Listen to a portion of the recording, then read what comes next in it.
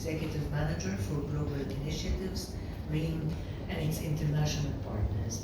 She's responsible for coordinating collaborative efforts and ensuring smooth information exchange across various global projects. Additionally, Reem diligently oversees and monitors the progress of project implementation worldwide, ensuring that goals are met and initiatives are executed according to plan. And I see that very effectively and very clearly in our partnership. So I will ask you some questions to have a dialogue with you, Reem. So one is about the vision and philosophy of housing. And Alwaleed has supported housing initiatives across multiple countries and contexts. From your perspective, why is housing often the most transformative entry point for improving quality of life? Pleasure to be here today, Your Excellency, Mr. Salah, Dr. Robbana, Dr. Aida. It's a pleasure to be here with you on the panel. If you allow me, first I would like to give an overview of Alwaleed Philanthropies to introduce the audience to our foundation. We're a Saudi non-profit based in Riyadh, Saudi Arabia, founded by His Royal Highness Prince Alwaleed bin Talal Al Saud, and led by Her Royal Highness Princess Lamia bint Majid Al Saud, who's with us here today in the audience. Alwaleed Philanthropies is 46 years old today. We worked in 190 countries throughout the 46 years. We invested, His Royal Highness Prince Alwaleed invested more than $5 billion around the world and in Saudi Arabia. Alhamdulillah, we're proud to say that we reached more than 1.5 billion beneficiaries around the world. And we have 5 focus areas, meaning that the type of projects that we support in Saudi Arabia and around the world falls under 5 thematic or 5 focus areas. We have women and youth empowerment, and these are special projects that supports women, supports youth with training that ends with employment, the type of projects that supports the economical independency of an individual. Also, one of the big focus areas that we have in the foundation is bridging cultures, and this is very special to us.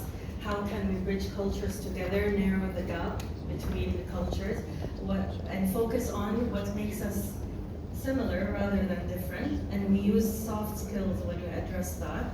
So education, of course, interfaith dialogue, supporting art and artisans, and one of the special projects that we have under this focus area is actually we established the Islamic art department in the Louvre, the museum in Paris, with also His Excellency the President of Azerbaijan, our host country, is one of the supporters of this project as well.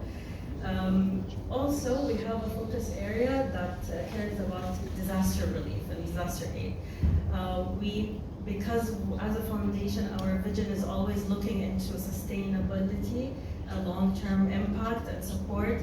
So even with the disaster response, we do focus on the long-term rehabilitative rather than the first response type of projects. And the 4th focus area is supporting healthier environments, and this is one of the projects that we actually collaborated with the UNHABITAT Tunis office, which is a recycling project and supporting the waste collectors in Tunisia.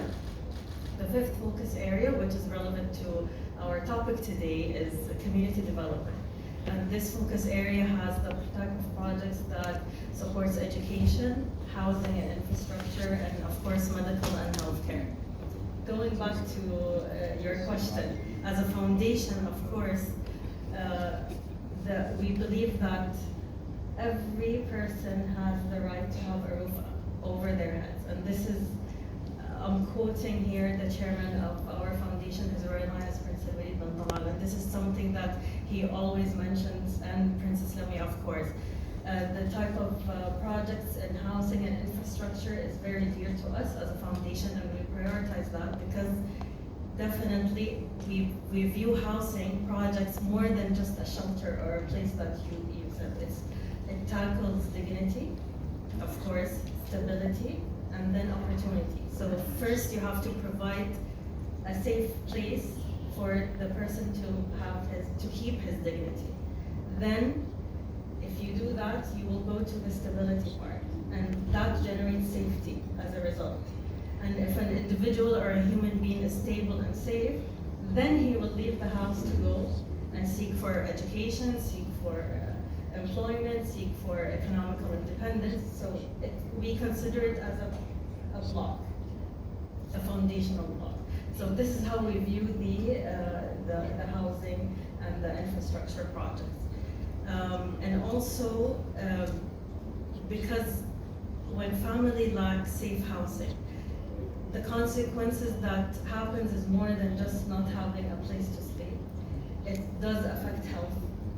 It does affect education and economical independency as well. So for example, we had a project also with UNHABITAT. We implemented it in Yemen. And alhamdulillah, we were able to restore 650 low-income housing units. But the beautiful part of this project that it did result in creating more than 1,600 jobs, more than 35,000 working hours for the local communities. And this shows the long-term impact of providing a safe place to stay. Reem, thank you so much. These are very, very important elements that you put into discussion and you put on the table. I always appreciated the partnership with Alwaleed. I always felt proud being an Arab woman of the way the interventions of Alwaleed and the way you and of course Princess Lamia as CEO advocate for philanthropic activities as being right, which is which is very important and very something that we always advocate when we speak about citizens and citizenships. We speak about the rights of those citizens to live in dignity, to live in a safe place, to have access to different. So these are very important elements that you put on the table. I would like to stress on the culture aspects being part and a very important part of your work, and the art. You also brought that topic. I always say the messages sometimes that we deliver through art are much stronger than the messages that we deliver through our development programs and projects. And the right issue, of course, that you brought in on the table. So thank you for these important messages. And let me ask you the second question. Based on your housing projects in different regions, what are the recurring challenges you observe in informal or underserved areas, informal areas or unplanned areas or underserved areas, and how has Alwaleed Philanthropies approached addressing them in a sustainable way? You referred to some of the projects we have together, but I'm sure you have also other experience and other projects that in other parts of the world. So how did you address and how do you address the sustainability? Thank you for the question. So regarding the recurrent challenges, first of all, because we do work in Saudi Arabia and globally, definitely we do observe commonalities between the issues, because at the end of the day you're dealing with human beings and we're all the same. But we always look with the lens of tailoring a program or tailoring our support, because every community does have their own identity and difference, right? But I would say when it comes to housing sector, the common recurring challenges that we observe, whether when we worked in Yemen, we worked in Syria, in Egypt as well, with one of our big partners in Egypt, which is Muslim Khair Foundation, and that's a project, a long-term project for 10 years, renovating low-income houses in different governorates in Egypt. That will result, inshallah, soon with 10,000 housing units. so with the different type of countries and communities, we do see commonalities such as weak infrastructure, of course, poor sanitation, lack accessibility to water and water infrastructure, unsafe housing conditions. I remember when we visited one of the houses in Egypt with Princess Lamia, one of the ladies who are in the house, she said, the most important thing to me is to have sealed windows in houses because at night we might have a snake or insects coming in. So the safety conditions are definitely challenging.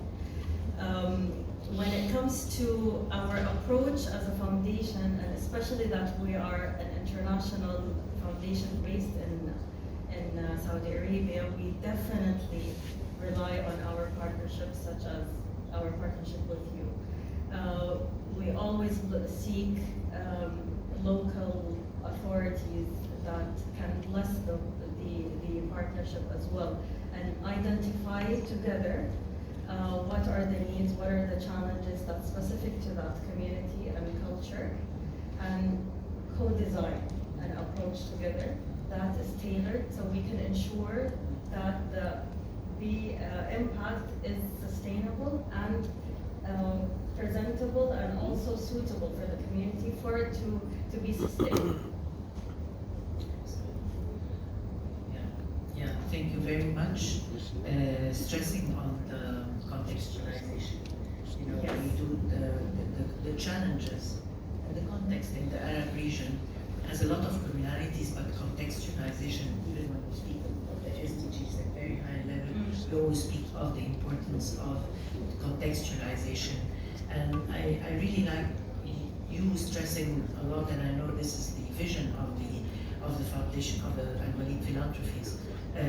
The longer term, your interventions look at impact and look at the longer term, not at what we can gain and the gains that we have throughout the project, and then things do not continue. Because one of our values is ensuring that the impact that we are supporting, it's not like a band-aid effect. How can we all together, when we implement an impact or a support, that we try together to remove it from its root and to change the whole ecosystem, which is similar to this project that we're going to announce today, inshallah. It does work on policy change, and I believe this is our role as a philanthropic entity, because at the end of the day, again, we are an international organization. Once the contract ends, we will leave. But how can we ensure that the local community can sustain and fly solo and ensure that this impact or change is for generations to come? Indeed, and I always noted where during our partnership, your lens and your insisting on the sustainability of the project, the phasing out strategy of the project, and ensuring that the community, the impact of the community is sustained, it belongs to them, and the buy-in from the community of the project, which is very much appreciated. These are also very important elements. You also talked about co-creation and working with the community to co-create the projects and to design the projects based on the needs on the ground, and not top-down approach, which is also something that we appreciate a lot when we work with our philanthropies. I was going to actually to ask about how the partnership and what makes you partially responded, but let me ask, and maybe you can add to it. In your partnership with UNHABITAT for the housing project in Tunisia, how did the collaboration shape your approach to accessibility? Did it? The question is, did it shape your approach to accessibility? And what makes this initiative a learning model for future inclusive housing solutions? You did speak a little bit about how you co-create, you co-design with your partners to ensure contextualization. But let me ask you, did it really shape, did it help you to shape the approach and the vision that you were working on? So this project, inshallah, with the two Tunis for disability, inclusive housing for disability, it is a pilot. And when we started the early discussions, our goal as a foundation is to do it on, inshallah, in the region. However, we decided to pilot it first so we can test the model and the learning model and see the outcome of it. And of course, the selection was with the Tunis office because of the infrastructure that they have in the country and with the policies that are in place.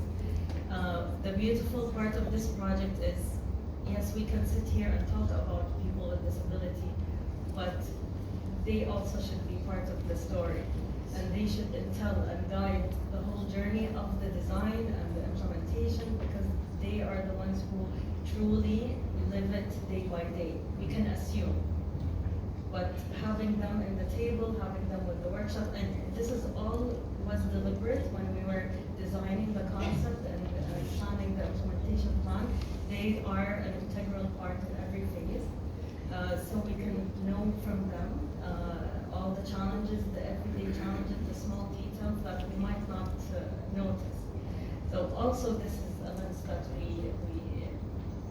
we focus on when we design and we establish partnerships, the real beneficiaries on ground, and hear from them what are their input in the situation. And sometimes when we do go and visit on ground and listen to the beneficiaries, it can shape our perspective and maybe go back and revisit our approach, because maybe we assume that this is the type of support that they need, but when we go and speak to them and visit, they might tell us this is the priority first. And when it comes to accessibility and inclusive housing, it's not just about adjusting the physical space. Yes, of course, it's an integral part, the ramps and expanding the doorway and the elevators and washrooms, but also what are the policies that are in place that can support the physical place will help them, again, with the first question. It's safety, stability, but for them to be integrated in society and leave their house and be productive and be an integral part of society and have a job and get married and have a family.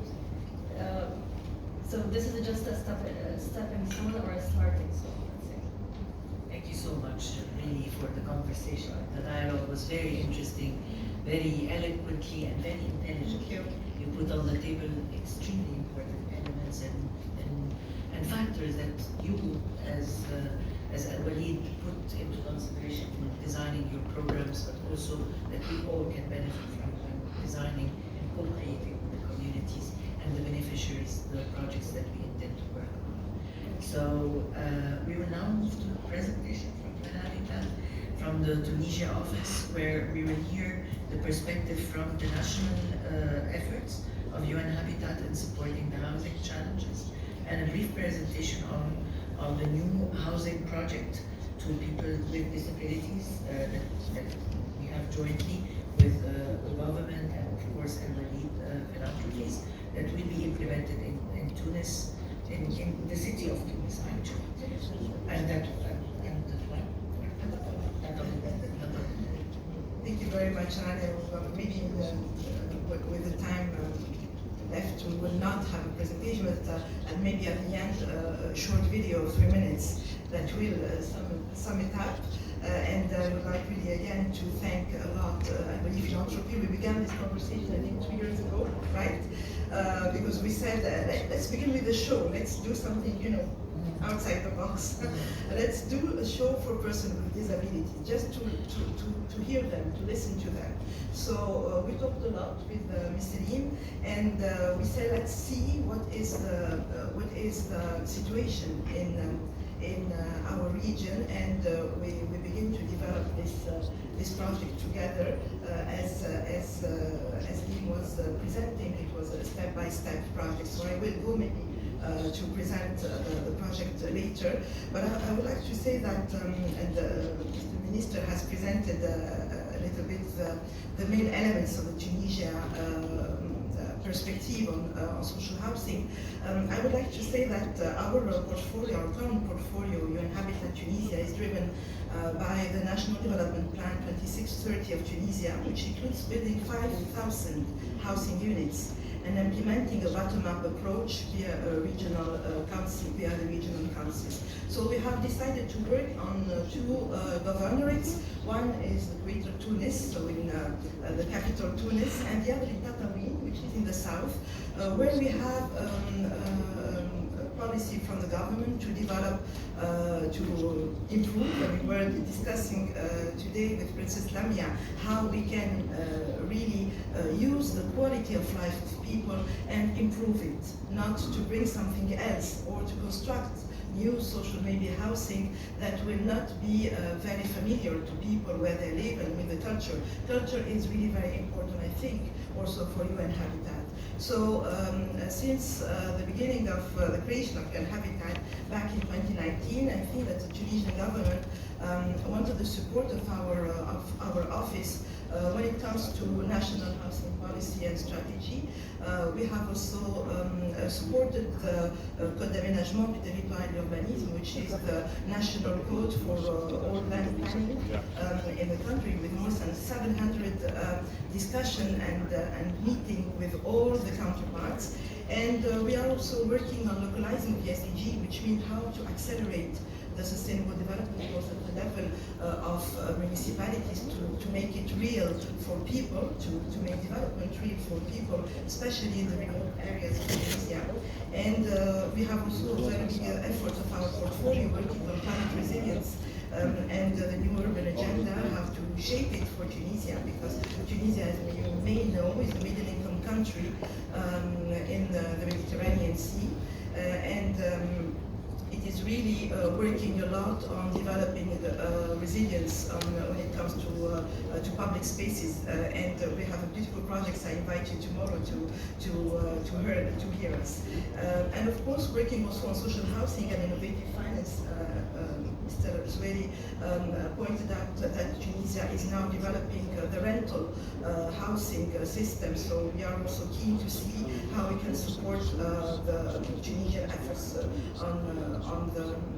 when it comes to developing social housing and affordable housing. And again, also to, as it was also mentioned by Reem, is to see what are the policy, what is the level of the policies, and how we can maybe also improve the right of persons with disabilities. We know that persons with disabilities, they say we do not want anything to be done for us without us. So this is very important for us. So we have done 3 consultations with persons with disabilities since the beginning of the program. We have tried to reach out to all the persons with disabilities just to hear from them what are the challenges still in housing, but also in some other challenges that are still going on when it comes to public space, of course. When it comes also to going to public institutions, these are realities that we have heard quite well with Tunisia presented this year. Its 3rd national voluntary report for SDGs. So this will be really put into the هتبقى شهادتي مجروحة زي ما بتقول لو شكرت بس no really you know I love the work always of our office in Tunisia. It's always out of the box. It is always very you know things not the typical work of the organization and promoting the very important messages that we always promote, but in practical terms when we speak about inclusion and how you take it to now to real inclusion with you know putting into consideration people with disabilities and engaging them and listening to them to know exactly the different needs and the different levels of needs that they need, from strategy to actual implementation of some activities that promote that accessibility and inclusion engagement in the community. So thank you very much. And I always say, of course, this is a result of an excellent partnership and commitment and support we also get from the government, because the thinking and